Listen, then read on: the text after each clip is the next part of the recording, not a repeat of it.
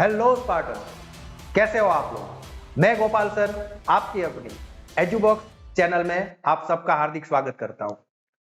आज से हम अपनी चैनल पर शुरू करने जा रहे हैं एक नई series daily dose of MCQ, जिसमें हम सॉल्व करने वाले हैं कुछ ऐसे एमसीक्यू कि जो आपको हेल्प करेंगे नीट में 360 आउट ऑफ 360 लाने में। तो शुरू करते हैं आज की प्रैक्टिस, आज के MCQ. Let's go with MCQ. सबसे पहला एमसीक्यू ये है, what is the role of RNA polymerase 3 in the process of transcription in eukaryotes. Molecular basis of inheritance में हम सब ने ट्रांसक्रिप्शन पढ़ा है। प्रोकैरियोट्स और यूकैरियोट्स दोनों में ट्रांसक्रिप्शन होते हैं, लेकिन दोनों में जो डिफरेंस है कई बार बच्चों को वो कंफ्यूज करता है, और उसी से ये क्वेश्चन है कि प्रोकैरियोट्स में एक ही किस्म का आरएनए पॉलीमरेज होता है जो आरएनए, एमआरएनए और टीआरएनए तीनों को ट्रांसक्राइब कर रहा है, लेकिन यूकैरियोट्स में 3 किस्म के आरएनए होते हैं। यूकैरियोट्स में 3 किस्म के आरएनए पॉलीमरेज होते हैं, जो RNA pol 1, RNA pol 2 and RNA pol 3। ये 3 किस्म के आरएनए पॉलीमरेज 3 किस्म के डिफरेंट आरएनए बना रहे हैं, आरआरएनए, एमआरएनए और टीआरएनए। तो कई बार बच्चे कंफ्यूज हो जाते हैं कि कौन सा आरएनए पॉलीमरेज कौन सा आरएनए बना रहा है। तो इसके लिए एक सिंपल सी ट्रिक है, एक सिंपल सी शॉर्ट ट्रिक न्यूमोनिक जैसी है कि हम खेल खेलते हैं, खेल को हम रमत भी बोल सकते हैं ना। तो अगर मान लो किसी बच्चे को बोल दिया कि रमत को इंग्लिश में हम इसका स्पेलिंग कैसे बना सकते हैं, तो बहुत ही सिंपल सा स्पेलिंग बन जाएगा रमत का, आर एम और टी। तो ये हो गया आपका न्यूमोनिक, और ये सबसे सिंपल ट्रिक है। आरएनए पॉलीमरेज 1 बनाता है आरआरएनए, एम आरएनए पॉलीमरेज 2 बनाता है एमआरएनए, और आरएनए पॉलीमरेज 3 बनाता है टीआरएनए। ठीक है, तो ये आपको सिर्फ 2 ही सेकंड में आपका आंसर मिल गया कि आरएनए पॉलीमरेज 3 कौन सा आरएनए बना रहा है, टीआरएनए। तो question is, what is the role of RNA polymerase 3 in the process of transcription in eukaryote. Your answer will be, कौन सा आंसर रहेगा आपका, B, transcribe tRNA, 5s rRNA and snRNA. क्यों है ना सही, बिल्कुल आसान है। कितना आसान है, सिंपल ट्रिक बना दी हमने। Let's move to the next question. दूसरा क्वेश्चन क्या कह रहा है हमें, in an E coli strain I gene gets muted and its product cannot bind the inducer molecule. If the growth medium is provided with lactose, what will be the outcome? बच्चों बढ़िया सा concept लगने वाला है, lack operon का जो हमने पढ़ा है, ये बढ़िया सा कंसेप्ट इस क्वेश्चन में लगने वाला है, क्योंकि आपको पूरा लैक ऑपेरॉन का कंसेप्ट पता होना चाहिए, सारे जीन्स के एक्सप्रेशन पता होने चाहिए। तो लेट्स डिस्कस अबाउट इट। एक और बार क्वेश्चन को हम पूछ ले कि वो क्या कह रहा है, और बाद में हम मूव करते हैं ताकि कुछ भी मिसअंडरस्टैंडिंग आपके दिमाग में भी ना हो जाए। In an E. coli strain I gene gets muted and its product cannot bind the inducer molecule. If growth medium is provided with lactose, what will be the outcome? Let's discuss about it. हमारे पास lack operon से ये question है, तो lack operon हमें कुछ ऐसा दिखाई पड़ता है, जिसमें यहां पर हमारा आई है, प्रमोटर जीन है, ऑपरेटर है, जेड है, वाई है और ए है। नाउ वी ऑल नो कि आई जीन जो है वो एक मॉलिक्यूल बनाता है, जिस मॉलिक्यूल को हम बोल रहे हैं रिप्रेसर मॉलिक्यूल। अब ये रिप्रेसर बाइंड होता है ऑपरेटर के साथ, यहां पर ये बाइंड, इसको अलग कलर से बना दूं चलेगा, चलो कोई नहीं, ये बाइंड होता है ऑपरेटर के साथ। अब क्वेश्चन हमसे पूछ रहा है कि अगर हमारा ये आई जीन म्यूटेट हो गया, इसमें म्यूटेशन हो गया, इसमें कुछ वेरिएशन हो गया, तो ओपेरॉन अपने एक्सप्रेशन में क्या ही चेंज करेगा। क्वेश्चन क्या पूछ रहा है हमें कि अगर आई में म्यूटेशन हो गया और फिर बाद में हमने अगर लैक्टोज को मीडियम में डाल दिया, तो ओपेरॉन अपने एक्सप्रेशन में क्या ही चेंज करेगा। लेट्स डिस्कस अबाउट इट, कर लेते हैं हम, आसान ही तो है।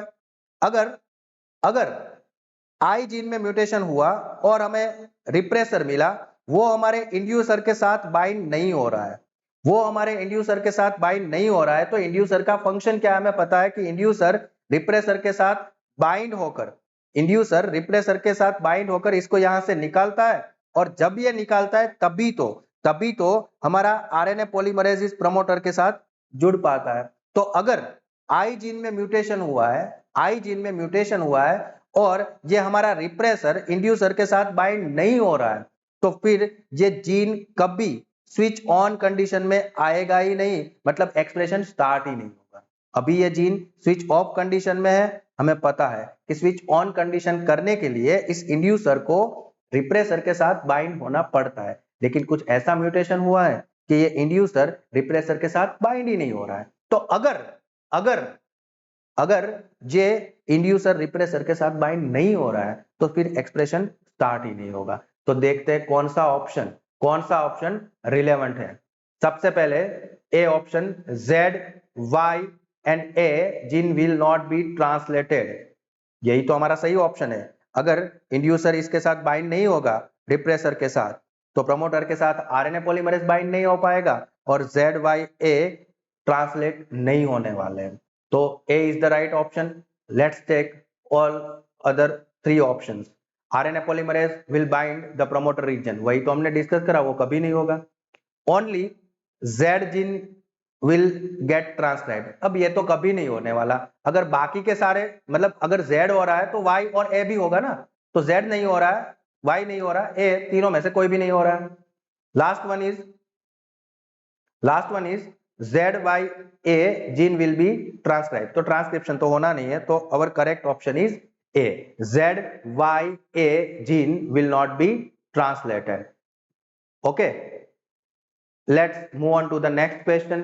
तीसरा क्वेश्चन क्या कह रहा है? Again it is from the lac operon concept. बच्चों एक बात आप मन में बिठा लेना कि हमारा जो ये मॉलिक्यूलर बेसिस ऑफ इनहेरिटेंस वाला चैप्टर है, नीट में मिनिमम इसमें से 2 क्वेश्चन आपको मिलने वाले हैं, मिनिमम 2 क्वेश्चन मिलने वाले हैं। तो सारे कंसेप्ट हमें पक्के होने चाहिए। देख लेते हैं। The lactose present in the growth medium of bacteria is transported to the cell by the action of, चलो बहुत ही आसान सा दिखने वाला ये एमसीक्यू। इसके पीछे आपको 2 कंसेप्ट पता होने चाहिए जो हमारी एनसीईआरटी भी कहीं ना कहीं चूक, मतलब उसमें कुछ तो ऐसा है कि जो क्लेरिफाई नहीं करा है। ठीक है, देखते हैं क्वेश्चन क्या पूछ रहा है। The lactose present in the growth medium of bacteria is transported to the cell by the action of, अब सबसे पहले अगर इसी को लाइन टू लाइन हम पढ़ ले तो हमें आंसर मिल जाना है परमिएज। ठीक है, तो क्या है? The lactose present in the growth medium of bacteria is transported to the cell by the action of permease। सबको पता है कि यह सेल होता है। इसके लिए ना हम पिछली वाली स्लाइड का रेफरेंस लेते हैं। ठीक है, ये स्लाइड हमने यहां पर बनाई है। 3 जीन है हमारे पास, Z, Y और A। मान लो अगर इसने एक्सप्रेशन कर दिया है तो Z जीन क्या बनाता है? Z जीन बनाता है बीटा गैलेक्टोसाइडेज। Y जीन क्या बनाता है? परमीएज। अरे क्या हुआ ये? Y जीन क्या बनाता है? परमीएज। और ए क्या बनाता है? Trans acetylase. रुको मैं साइड में हो जा रहा हूं। ठीक है, अब दिख रहा है, इधर हो जाता हूं मैं। बीटा गैलेक्टोसिडेज, Z जीन बनाता है बीटा गैलेक्टोसिडेज, Y क्या बनाता है? परमीएज, और A क्या बनाता है? Trans acetylase. तो अभी हमें ये वाला क्वेश्चन पूछ रहा है कि परमीएज का काम क्या होता है और लैक्टोज कैसे अंदर जाता है। तो सबको पता है सेल में परमीएज यहां पर चिपक जाता है और वो लैक्टोज को अंदर एंट्री अलाउ करता है। तो ये वाला एमसीक्यू बहुत ही आसान आपको दिख रहा है, लेकिन यहां पर हमें एनसीईआरटी में एक लाइन दी हुई है कि हमारा लैक्टोज एज अ इंड्यूसर काम करता है। हमारा lactose as a inducer, lactose work as a inducer. तो हमारा लैक्टोज एज अ इंड्यूसर काम करता है, लेकिन सबसे पहले जो लैक्टोज इंड्यूसर के लिए आता है उसके लिए भी तो परमीएज लगेगा, ना। तो वो परमीएज कहां से आता है? तो एनसीईआरटी में एक हमें लाइन दी हुई है कि small amount of lac operon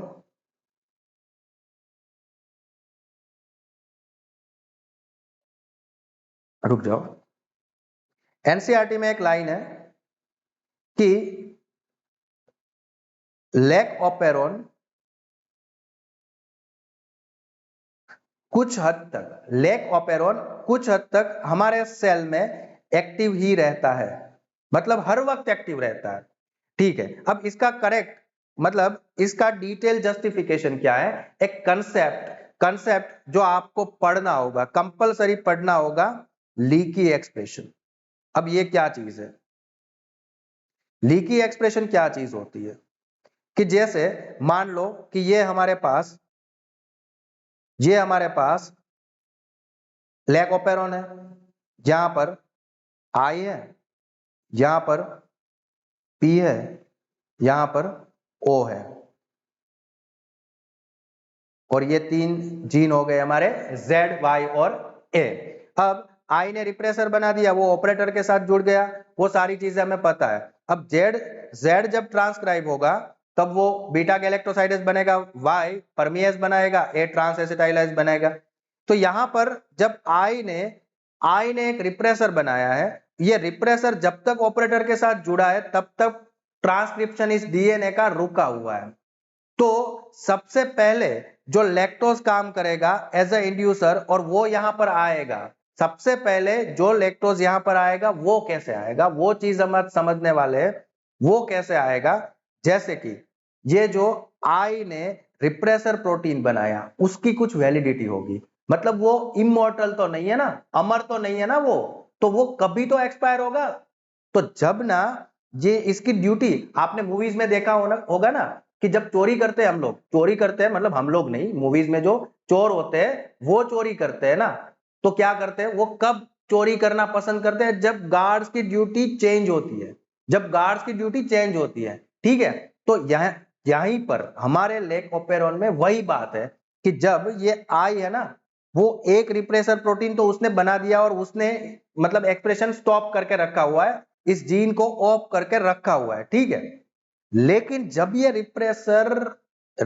repressor expire होगा तब आई जीन को दूसरा रिप्रेसर बनाना होगा with the help of mRNA and all the things. तब कुछ आरएनए पॉलीमरेज लीक करके इस प्रमोटर के साथ बाइंड हो जाएंगे, और तब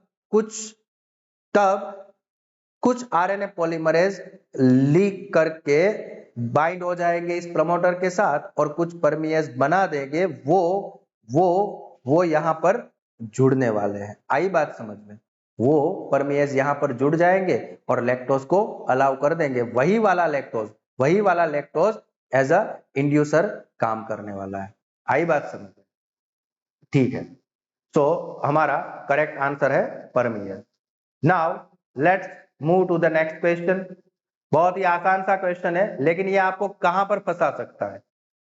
unequivocal proof that DNA is the genetic material was first proposed by। तो जब हम ये पढ़ ले कि genetic material as a DNA, तो हमारे माइंड में दो नाम आ सकते हैं, और दोनों नाम आपके ऑप्शन में दिए हुए हैं, दैट मेक यू कंफ्यूज कि unequivocal proof of the DNA is the genetic material was the first proposed by Alfred Hershey and Martha Chase, Avery MacLeod and McCarthy, Wilkins and Franklin and Frederick Gifford। तो हम दो experiment पढ़े हैं, मतलब जिस experiment ने DNA को as genetic material prove करा। फर्स्ट एक्सपेरिमेंट था ग्रिफिथ का, और सेकंड था हर्शी एंड चेज वाला। तो एनसीईआरटी में एक बड़ी ही छोटी सी लाइन लिखी हुई है कि unequivocal proof of the DNA is genetic material was given by Alfred Hershey and Martha Chase। वही वाले एक्सपेरिमेंट में ये वाली लाइन लिखी है, और वहीं से छोटी सी लाइन में से ये एमसीक्यू आपको दिया हुआ है, that will make you confuse. So correct answer is कि unequivocal proof that DNA is the genetic material was proposed by Alfred Hershey and Martha Chase. Now, don't become confused between Hershey and Chase and Frederick Griffith. So, that was the MCQ जो आपको confuse कर सकता है. तो मजा आया बच्चों? तो ऐसे ही चैलेंजिंग और इंटरेस्टिंग एमसीक्यू को सॉल्व करने के लिए हमारे साथ जुड़े रहिए. ठीक है, थैंक यू वेरी मच.